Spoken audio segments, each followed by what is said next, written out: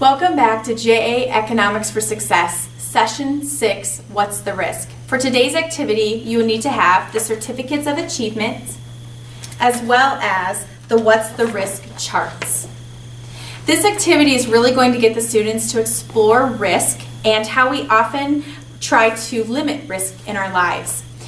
We first want to talk a little bit about, in the introduction, what some of the risky things that we do in life are. For example, skateboarding, mountain biking, racing cars. There's lots of risky industries, such as a beekeeper. And so what we want to do is get the students to think about, what do we naturally do in our everyday lives to help minimize risk? Well, we wear safety helmets, we wear seat belts. We want the students to realize that sometimes there are unpredictable things that happen in our lives that we don't expect. And so again, there's ways in which we can minimize those types of risks. For example, we have smoke detectors, we have fire extinguishers available on the off chance something like that would happen. We want to make sure that our valuables are kept in a safe spot so that a burglar wouldn't be able to necessarily come across them. There are lots of things that we can do even if unpredictable consequences happen in our lives. So we want to talk about, that's how we do things in life kind of more physically, but we also have a financial risk that we take every day. And in the realms of financial literacy, we have what's called insurance. And so we want you to talk to the students a little bit about what insurance is and how insurance works. For example, talking about premiums, policies, deductibles, and co-pays. So you want to have an introductory conversation with the students about insurance in general.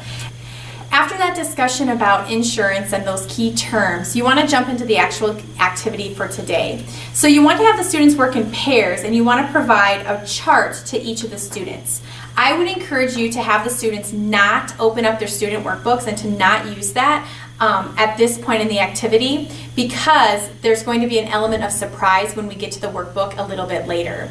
So what you're going to do is you're going to have the students share a little bit about the insurance. So this chart shows them a specific type of insurance, and then it talks about what the risk is, the type of insurance, what the premium would be, and then they jump to that idea of opportunity cost, because that's really what insurance is. It's possibly, giving something up on the off chance that something else is going to happen. So once you talk through a little bit about that type of insurance, the students get the opportunity to decide, are they going to choose to get this insurance, or are they going to choose not to? The book asks you to go through one of these line items and then to have the students open up their workbooks, because what they're going to do is they are going to roll the die and they're going to see what life situation happens to them. So they're going to roll the die and then they're going to use their book to see what happens. So if they roll a 2, it says nothing happens to your home. If they roll a 5, it says lightning strikes your home, starting a fire and causing severe damage. So this is where they get that element of surprise, and they then get to decide whether or not their choice was a good choice or not.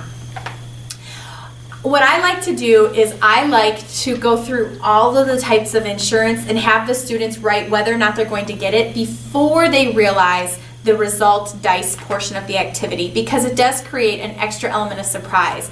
Because what they will start doing is, if you do it activity by activity or line by line, then they start realizing, well, we probably should just get it, and they might not necessarily take as many risks if they realize what's to come. So you can do it either way, but this really gets you to walk through some of the specifics of the different types of insurance, and so this chart is nicely laid out to really drive your conversation with the students. So I would have a student share a little bit about it and then kind of talk through it with them, have them make their decision. Then I would have another student share the next one, etc. And then at the end, they can have an element of surprise. One thing to consider is that you only have 6 dice in your kit. It's going to be the dice that you've used in the activity 2 for the Choose Your Success game. So some of the students are going to need to share. A couple of the partners are going to have to work together to just use 1 die. So just keep that in mind. The book does provide some additional ideas on how to kind of create a summary and review to tie this all together. And then, because this is your last visit with the students, we encourage you to do a graduation. We always want to encourage the students the opportunity to think about the success of their future. And this is a great curriculum to do that, because we've been talking a lot about education and the importance of education in their life. So again, it's a great way to encourage them that someday they're going to be getting that graduation certificate and they're going to be walking across that aisle to get their diploma. You can also talk to them about how they're going to get other types of awards. They're going to get scholarships. They're going to get athletic awards. And so to teach them the proper way of receiving an award. I always like to bring up a student and to do a little bit of a role play with the students. I talk to them about how you receive an award over, you shake under, you look me in the eye, I say congratulations, you say thank you, and just kind of give them that big picture. I also teach them the elements of a good firm handshake. So I talk to them about the importance of a V to V and how not to be a dead limp fish but not to be a super squeezer. And I also talk about how not to rip my arm off but just to have a good firm handshake. It's a fun way to get the students involved at the end, and it's a great way to wrap up the session. It's always fun to ask the students what some of their favorite parts are or some of the favorite things that they're going to take away from this program. If you have time, that's a great way to wrap up the program as well.